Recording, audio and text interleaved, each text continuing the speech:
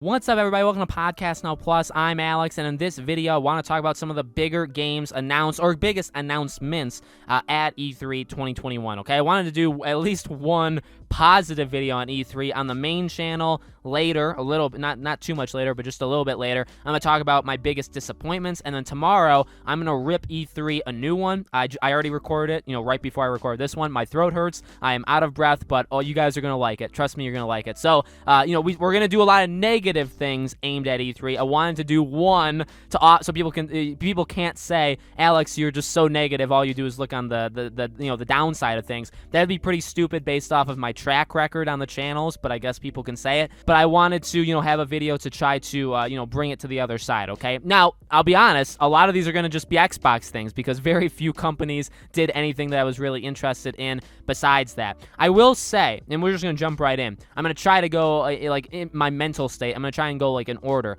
Like Ubisoft, again, they didn't show much. I wouldn't say I'm warming up to Avatar, but I do respect the fact that they showed it. You can't take it away from it. It was a big announcement. It's a big trailer. It got people talking, whether it was good or bad. For me, it was bad. For me, I did not like it very much. I didn't hate it. I just didn't like it very much. And a lot of people took that to the extreme and said some things, okay? But no, I mean, that was definitely one of the biggest things, no doubt about it. To be honest, when you look at Ubisoft, that's all I can really, they did do other stuff, Rainbow Six Extraction, Riders Republic, Far Cry again, but really that was the thing that stood out the most. Square Enix, I want to talk about Guardians really fast. That definitely was. Now, that is a game that I would say is more warming up to me. I was never, you can watch in both of those, Avatar and Guardians, I did make solo videos of on the main channel. I wasn't high on it when I made the video, but I wasn't low on it. I was like, okay, it has positives, it has negatives. I'm hoping for the best. I would say I'm still kind of there, although when I think of the biggest things, like the best things that happened at E3, I kind of immediately think of this just because it was something that wasn't Xbox Bethesda, because, the rest of it is, and there's nothing else even to think about, because there was just so much of nothing that I think of Guardians. So I don't know if that's maybe that's a negative thing about it, but no, I hope the game's going to be okay. I do. I'm going to be buying it day one. I'm going to be playing it. I'm excited for it. I don't know. It's definitely, as I said, I think in that video, it's got a big range. I can see it being really bad. I can also see it surprising and being really, really good. You know what I mean? So definitely a wait and see kind of thing, but absolutely a big announcement. When it comes to Microsoft's show, Nintendo, Breath of the Wild 2's trailer was pretty darn big, I would say. Besides that, maybe Metroid, the new Metroid, that would probably be the second biggest thing that they showed there.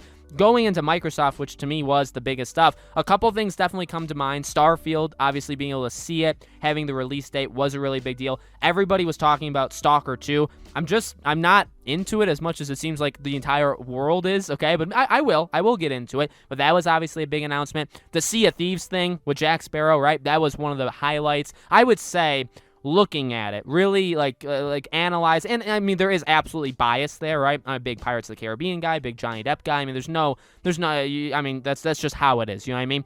So when I look at it, that's absolutely, I'd say it has to be a top 3 thing that came out of the entire, not just Xbox show, but every single show. If you put them all together, this would still be a top 3 thing. I don't even like Sea of Thieves. I played it 2 times in all, and I'm buying Game Pass in the next couple days to jump in. And I would say that's how powerful that announcement is. Now, is that going to work for everybody? No. Is there many people that probably don't care whatsoever? Sure, but that's obviously a big thing for me. I would say, okay, if we're being flat out honest with you, I'll talk about Halo in a second as well. I'd say the best game, best show, thing that I'm leaving E3 feeling the best about or the most excited to play, okay? All those different labels. If I had to give it to one thing, it would be Battlefield 2042. I kind of don't like that, because it's EA, and it's only multiplayer, and it's very different on next gen or current gen versus last gen, right? PS5 Series X versus PS4,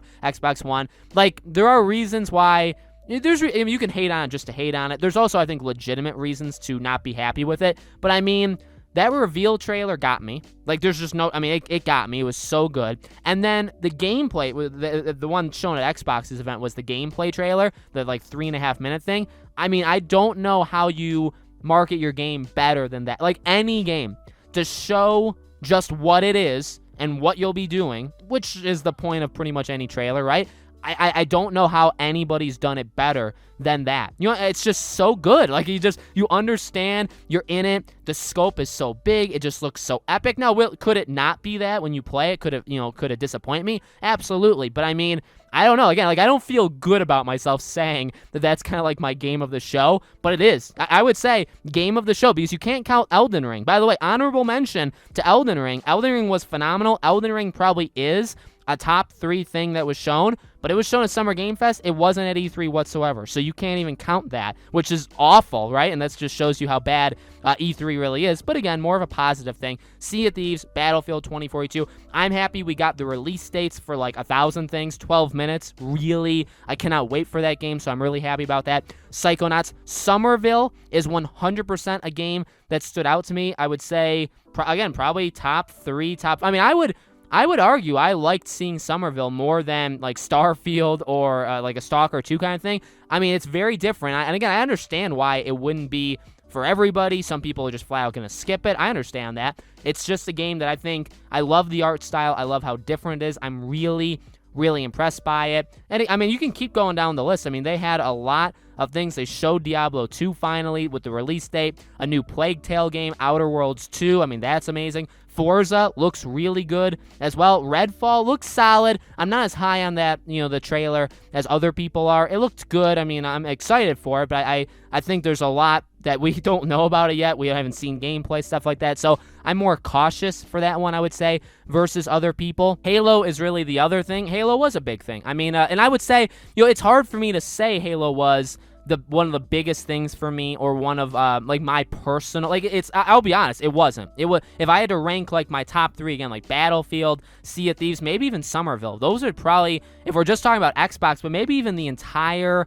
conference, or like all of the conferences. Like Guardians, I don't know if I liked it more than Somerville, just because Somerville was so out there and just different, right? But that would maybe be my top 3 or 4. Halo, I think, was big in the way that it did, I think, what it needed to do. I know a lot of people watched that, the more like deep dive look at the multiplayer like the day after, which was pretty solid, right? I just think, it was more Halo, and I'm not saying that's a bad thing. I'm not, because I know a lot of people want that, and a lot of people like that. I'm not the biggest Halo fan in the world, so I don't even think it's fair for me to judge, that kind of reaction from other people. I think it did what I had kind of hoped it would do, in the way that it didn't drop the ball on anything. I mean, last year when we saw it, it was not good. I mean, I will just say, I did not like it whatsoever. It looked bad, like visually, performance-wise, and they admitted to it afterwards. It's not like I'm the only one saying it, or was the only one saying it. Everybody was saying it, and they admitted to it. I think, like, going into this year, one of the things I said that I wanted from Halo was just be decent. Like, just be solid. You don't have to be the greatest thing of all time. It doesn't have to be radically different, right?